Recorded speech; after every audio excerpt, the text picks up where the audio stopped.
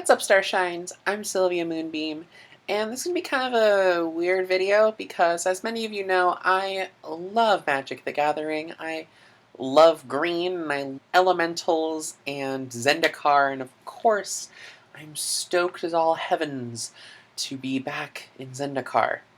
But that's not why we're here today. We're here today because I want to show off a Planeswalker card that I made for myself. Let's get started.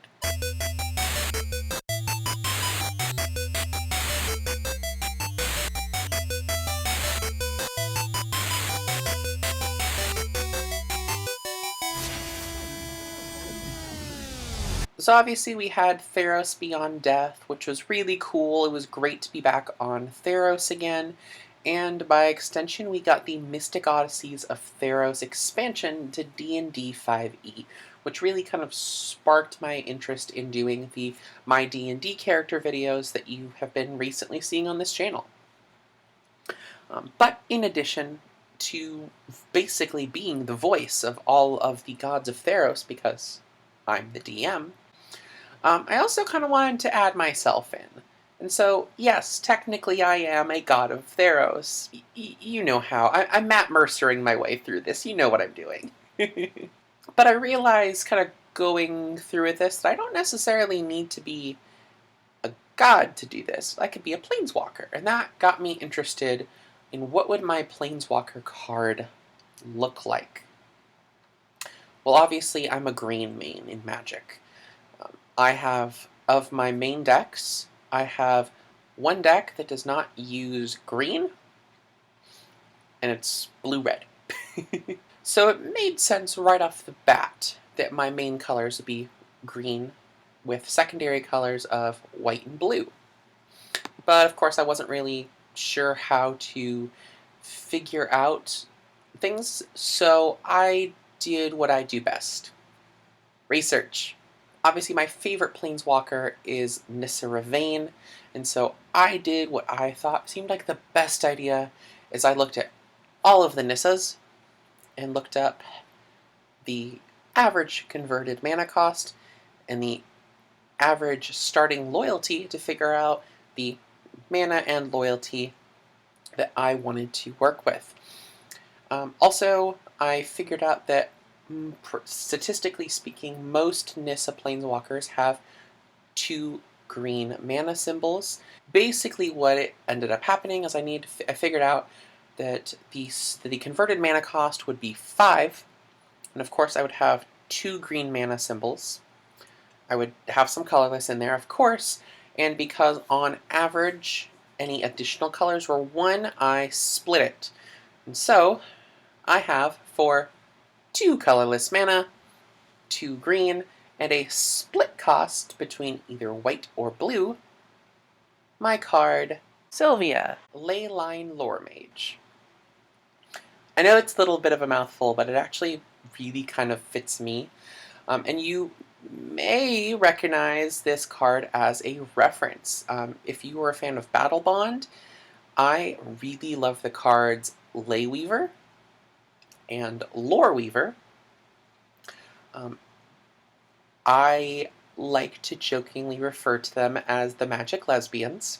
The lore mage, ley line mage, kind of helped shape some of this, of what it's going to look like. So while the abilities are primarily green, since green is the main makeup of the converted mana cost, you are going to see influences of white and blue in there.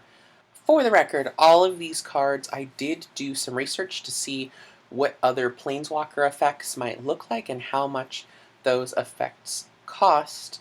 So nothing should be too broken here. It's mostly abilities that are found on other cards that I tweaked slightly to better fit color and theming. So obviously her +1 lets you untap target land you control. This is fairly common for not only most Nissas, but most green planeswalkers. And until the end of the turn, it becomes a 4/4 elemental with vigilance and haste, but it's still a land.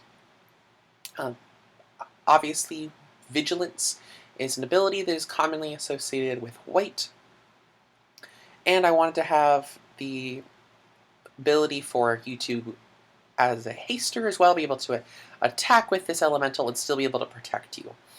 So that's very much a green-white effect. Of course, we also then have the -1, which is draw a card. You may play an additional land this turn. I believe this actually comes from one of the Kiora Planeswalkers, where she has literally the same effect. Of course, drawing a card, card draw is associated with blue, playing additional land, associated with green. And of course, her ulti, her -6. Draw 3 cards, you get an emblem with landfall. Whenever a land enters the battlefield under your control, gain 3 life. The idea behind this ultimate was very much that I wanted to get all 3 into one ability. So obviously, again, drawing cards is very much a blue effect. Having a landfall effect is very green, and gaining life is very much a white effect.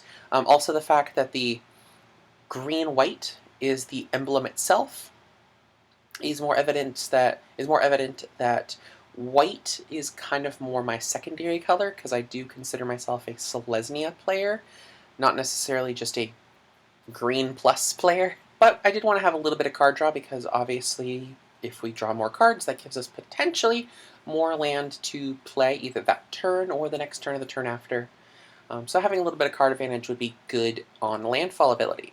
I don't know necessarily how balanced it is or how broken it is, but I thought it'd be fun, and it's really flavorful to kind of my own personal play style.